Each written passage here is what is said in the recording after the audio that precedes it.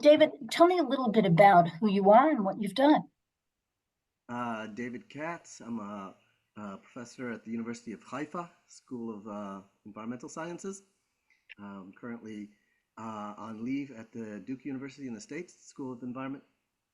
Um, and I've done a lot of work on water management, especially transboundary water management, and a lot of this work with this organization, EcoPeace, EcoPeace Middle East, which is a Israeli, Jordanian, Palestinian transboundary environmental organization, specializes on environmental issues that cross the boundary. And Gidon, I'm sure we'll talk about that more at length.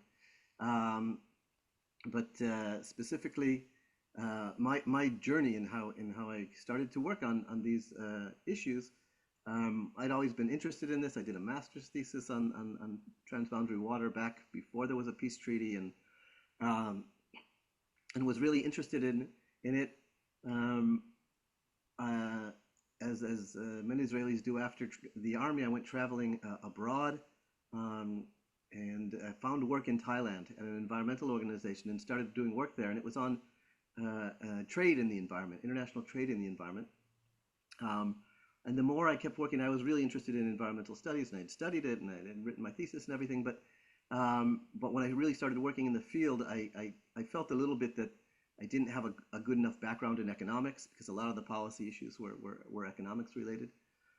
After that, I came back to Israel and got a job with EcoPeace, um, which was sort of perfect. Just it was after the peace treaty at this point. EcoPeace sprung up, um, and was really this sort of combination of looking at the environment and regional partnerships, um, and started working on projects on the Dead Sea, on the Jordan River, a whole bunch of projects with EcoPeace. Um, and I worked there for several years. Eventually, wanted to go more in depth, went to get a PhD in environmental studies, and while doing that, I wanted to also strengthen my economics background. I got a master's degree in economics while I was doing my PhD in environmental studies. Um, but I always kept in touch with EcoPeace and kept working on projects on the Dead Sea and on the Jordan River Basin. Specifically with the ecosystem services part, I realized, especially 25 years ago, more in Israel, when you were talking about environmental studies, they didn't really take you seriously. They didn't know what it meant. But if you said something about economics, then they took you more seriously, right? If you were an economist, that's like a real job that people at least think they know what it is.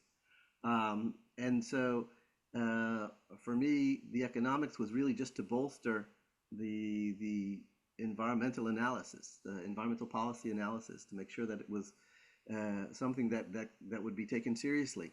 If you can show the value of these ecosystem services, then it's not just do it because it's good for the macroinvertebrates, or do it because it's good uh, um, for your soul, which are also valid reasons to do these things.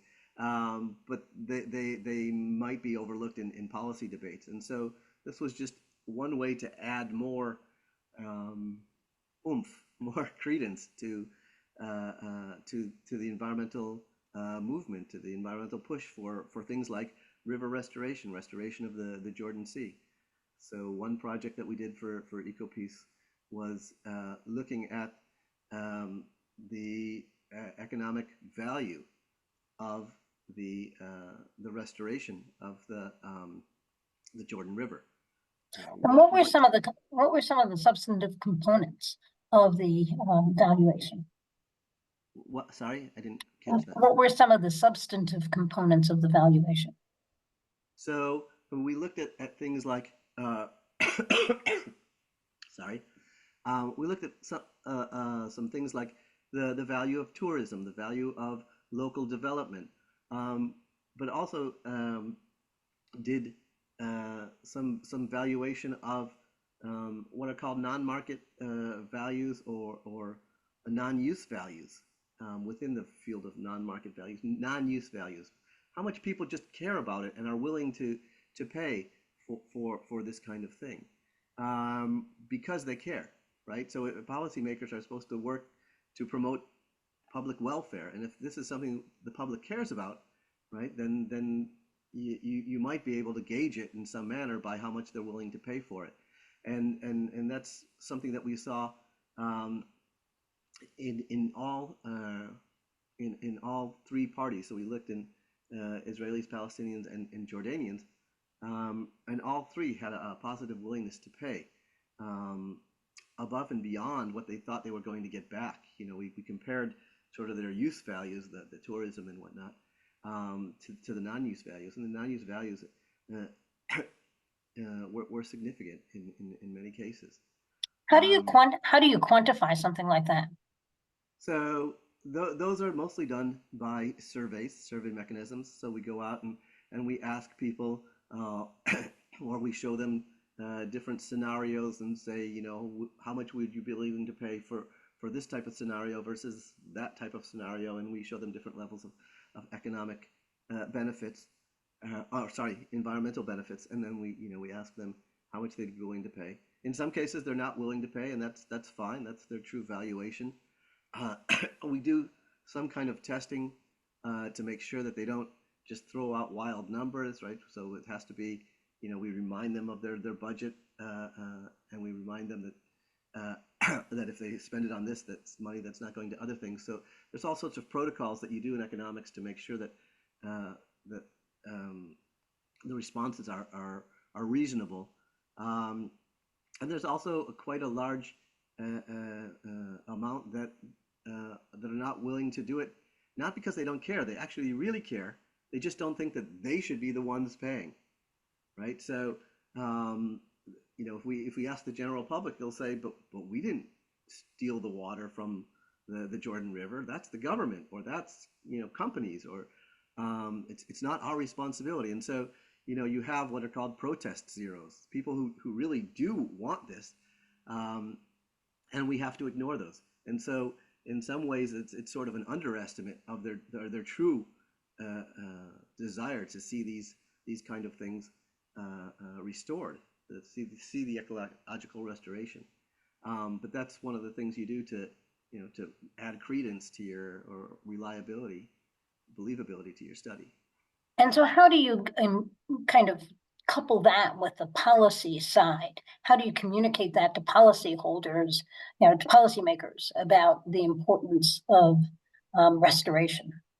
Right. I think especially policymakers at the local level, right? They want to know, what potential do we have for tourism? What potential do we have for economic development in the region if something like this were to go forward?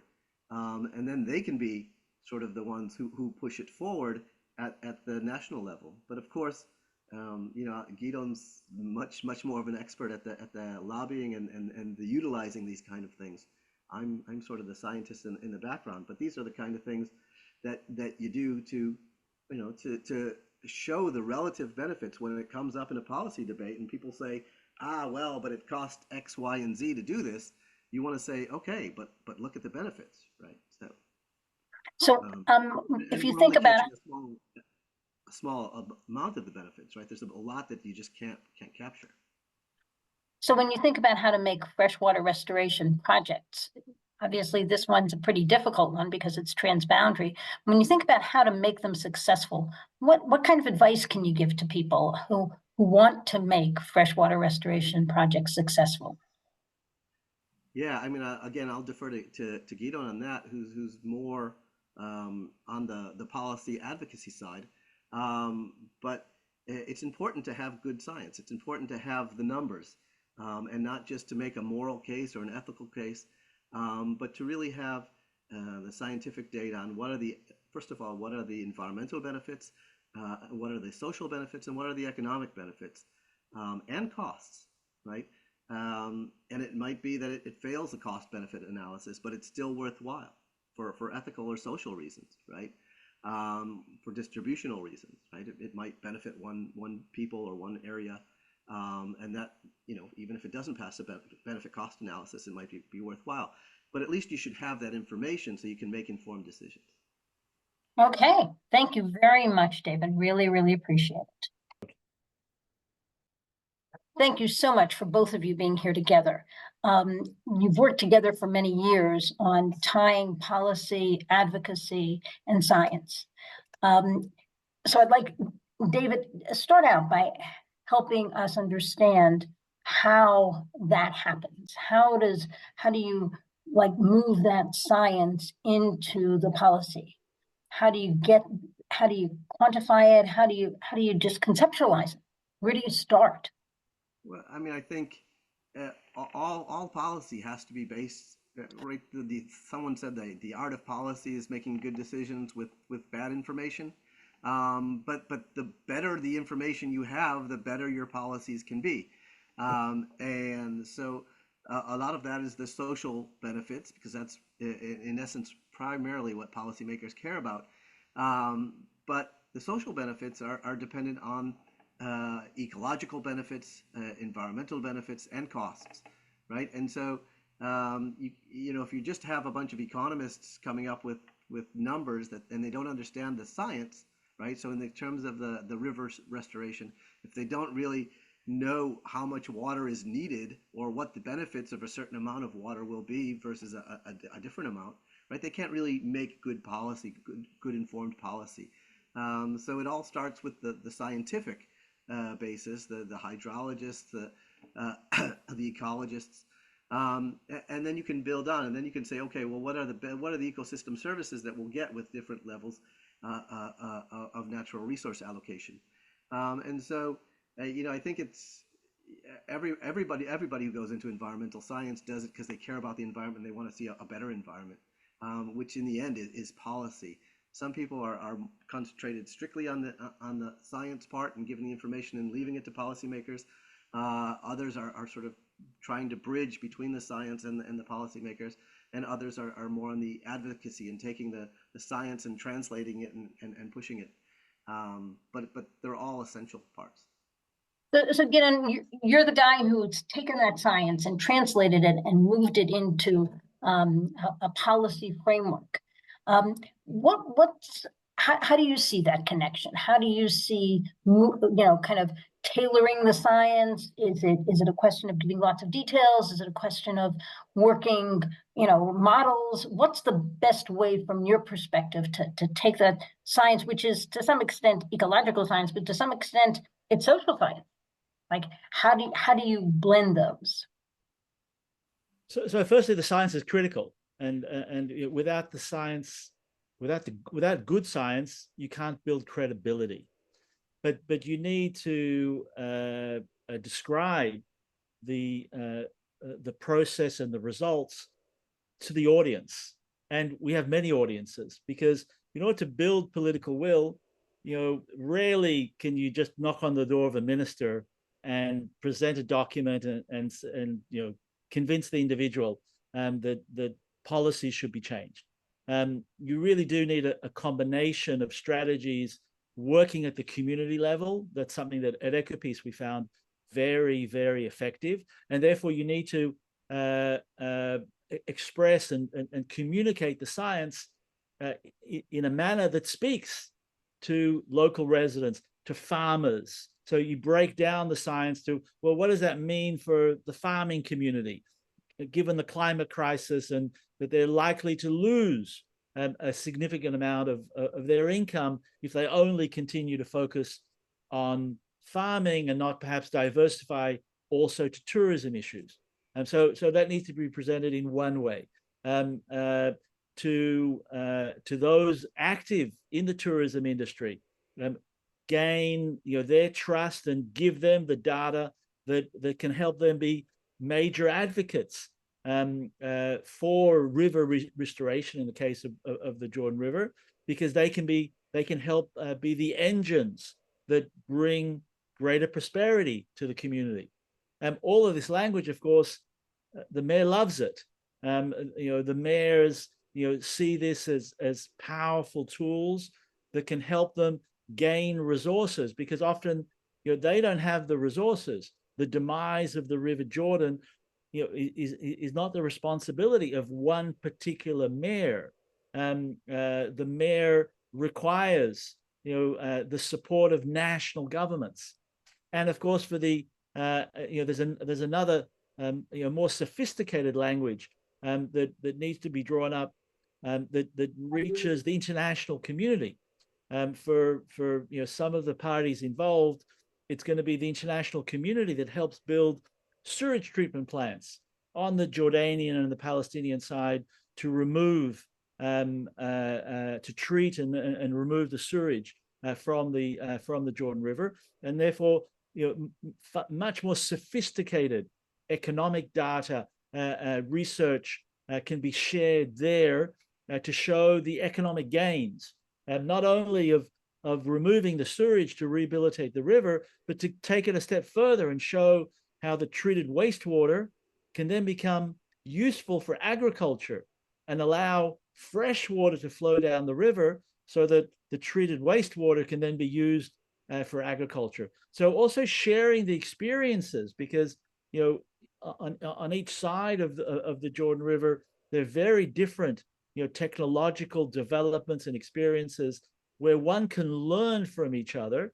and that's also based on good research, on good scientific data that helps promote the picture. I guess in some way advocacy is about hope. We're showing how our future can be better. We can rehabilitate this river, and we're all going to be so much better off because we do that. That's great. Thank you.